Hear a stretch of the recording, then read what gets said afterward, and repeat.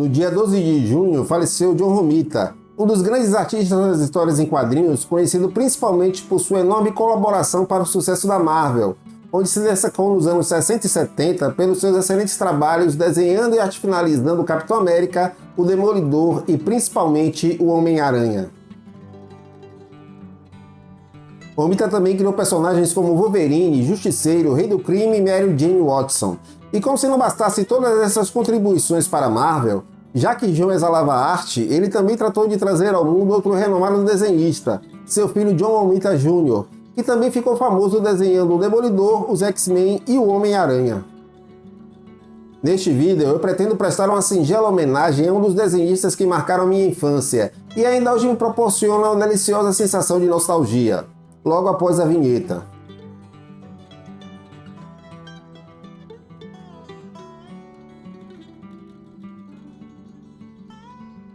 John Romita nasceu no Brooklyn, Nova York, no dia 24 de janeiro de 1930. Ele era filho de imigrantes italianos vindos da Sicília. John descobriu seu interesse pela arte desde cedo, sendo incentivado pela sua família e pelos seus professores. Ele tinha 2 cópias da histórica primeira edição de Action Comics, justamente a edição em que o Superman apareceu pela primeira vez. Uma ele guardava e a outra ele usava como guia para desenhar. Em 1947, aos 17 anos, ele se forma na Escola de Arte Industrial de Manhattan, onde aprimorou suas habilidades em ilustração e design. A partir daí, ele começa a trabalhar como artista comercial em agências de publicidade, produzindo ilustrações para divulgar produtos e serviços de revistas, jornais, agências de propaganda, estúdios de cinema e outras empresas. Em 1949, aos 19 anos, ele reencontra Lester Zakarin, um ex-colega de escola com quem fez amizade e que na época estava trabalhando para Stan Lee na Timely Comics. Foi Zakarin que levou Romita a ter o seu primeiro trabalho com histórias em quadrinhos. Porém, Romita começou a desenhar em segredo para esse amigo, que pegava a arte que Romita fazia a lápis, passava a tinta por cima e apresentava como seu próprio trabalho, ou seja, ele não dava nenhum crédito para John, que aceitou esse trabalho de bom grado ao ver que 2 páginas que ele produzia eram suficientes para bater seu salário semanal na publicidade. John estava sendo usado então como um artista fantasma, que é alguém que faz um trabalho criativo sem receber o reconhecimento. Embora esta não fosse uma prática ética, ela era bastante comum na indústria de quadrinhos da época. Em 1954, ele foi para a Atlas Comics, que era a sucessora da Timely Comics e predecessora da Marvel. Na Atlas, ele desenhou histórias de horror, guerra, romance e faroeste. Ele também desenhou alguns super-heróis, como Capitão América, o Tocha Humana e o Namor.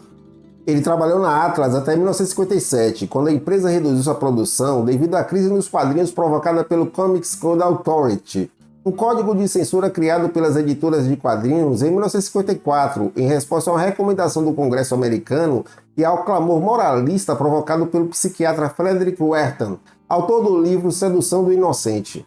Esse código impunha uma série de restrições ao conteúdo dos quadrinhos, como a proibição de violência, horror, sexo, drogas e outros temas controversos. Muitas editoras tiveram que mudar ou cancelar suas publicações para se adequar ao código, o que afetou a diversidade e a criatividade dos quadrinhos na época. Depois da Atlas, Romita foi para a DC Comics, onde também desenhou revistas de romance, guerra, humor e faroeste. Ele trabalhou na DC até 1965, quando saiu e foi para a Marvel Comics, atendendo a um convite de Stan Lee, que o chamou para assumir o título do Demolidor. Essa época é o início da era Marvel, quando o mundo começava a acompanhar as histórias dos personagens criados por Stan Lee e outros artistas. O Homem-Aranha estava sendo desenhado por Steve Ditko, que acabou deixando a editora em 1966 por divergências criativas, royalties não pagos e diversos outros motivos. Steve Ditko era um bom desenhista, mas era conhecido também por ser uma pessoa um pouco difícil de se lidar. Stan se impressionou com o ótimo trabalho de Romita no Demolidor. Então, com a saída de Ditko do título do Aranha, ele achou que Romita seria o artista ideal para desenhar as histórias do Aracnídeo, pois seu estilo realista e dinâmico poderia trazer mais emoção e humanidade para o Homem-Aranha. Romita aceitou o convite, mas confessou que tinha medo de não conseguir manter o nível de qualidade de Ditko. Então, antes de dar a Romita a arte da revista do Homem-Aranha, Stan resolveu testar sua habilidade como personagem. Ele pediu a Romita que desenhasse o Aranha como convidado especial nas edições 16 e 17 de Daredevil. Stan fez isso porque queria ver como John se sairia com o Aranha, que era um personagem mais popular e importante para a Marvel que o Demolidor. Romita mostrou seu talento se adaptando ao estilo e à personalidade do herói Aracnídeo. Lee ficou satisfeito com o trabalho de Romita e finalmente o escolheu para ocupar o lugar de Dítico na revista do Aranha. John Romita assume o título The Amazing Spider-Man na edição 39, de agosto de 1966.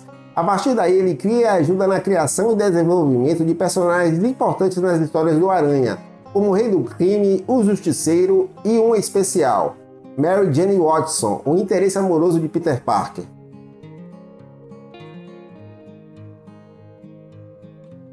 Mary Jane foi criada por Stan Lee e apareceu pela primeira vez na edição 25 da revista do Aranha, meses antes de Romita assumir a revista.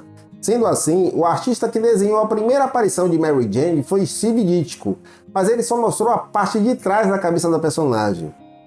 Foi John Romita quem mostrou o rosto da personagem pela primeira vez na edição 42 de The Amazing Spider-Man, de novembro de 1966, quando a MJ vai até a casa de Peter, para na soleira da porta e diz a famosa frase: "Encare, tigre, você acaba de ganhar na loteria".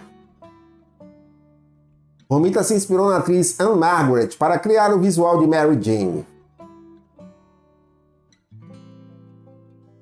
Em 2002, o seu filho John Romita Jr., outro excelente desenhista que também desenhou a Aranha por muito tempo, deu uma entrevista ao site The Comics Reporter, onde conta que seu pai costumava levá-lo para passear de carro pelo Queens, o bairro em que Peter Parker morava na ficção, e durante esses passeios, seu pai imaginava as histórias do Homem-Aranha enquanto dirigia.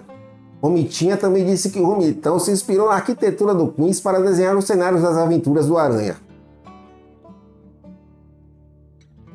Assumir a arte de The Amazing Spider-Man foi uma reviravolta e tanto na carreira de Romita, pois ele passa de um artista de revista de romance para um dos principais nomes da Marvel, e ajuda a moldar o visual e o tom do personagem que se tornaria um dos mais populares do mundo.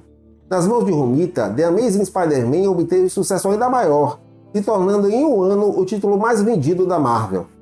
Romita trabalhou com Homem-Aranha por quase 5 anos, de 1966 a 1971. Ele desenhou 62 edições, incluindo aí edições em que ele desenhou apenas as capas e algumas edições especiais.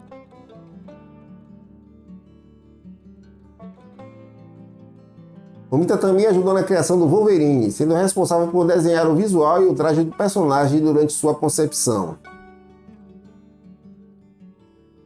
A importância que John Romita tem para a Marvel é enorme, pois além de ajudar a definir o visual e a personalidade do Homem-Aranha e criar personagens como Mary Jane Watson, o Justiceiro, o Rei do Crime e o Wolverine, ele também definiu ou refinou a aparência de muitos outros personagens importantes, moldando o estilo da editora. Ele foi diretor de arte da Marvel por mais de 20 anos, influenciando muitos outros artistas com seu estilo realista e dinâmico e estabelecendo o visual dos personagens para publicações e produtos internacionais. Seu filho disse que ele era um exemplo para todos os jovens desenhistas.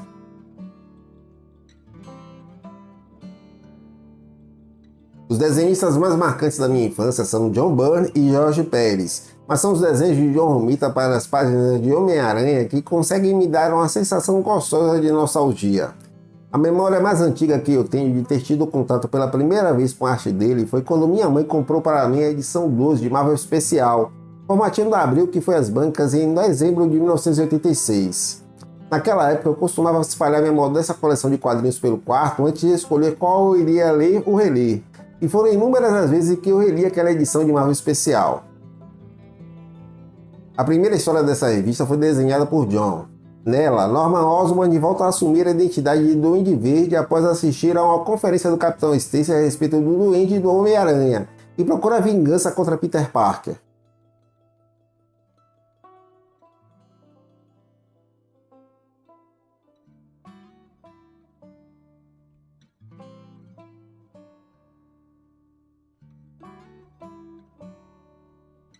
Hoje a arte de John ainda me dá a sensação de estar vendo uma foto antiga, daquelas que a gente guarda em algum canto e depois de muito tempo pega para viajar para o passado e reavivar, ainda que momentaneamente, a sensação de infância que a vida insiste em querer que nós deixemos para trás.